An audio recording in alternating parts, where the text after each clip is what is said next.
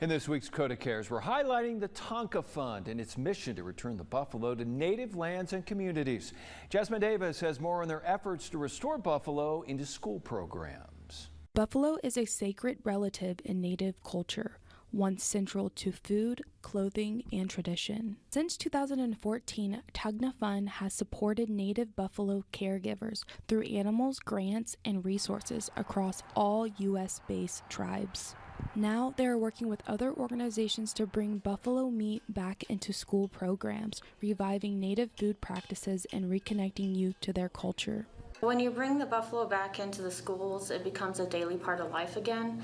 Not only are you eating it and improving the nutrition, you're also bringing life back to your spirit. Efforts to bring the buffalo back aren't just happening on ranches. They are gaining momentum in schools too.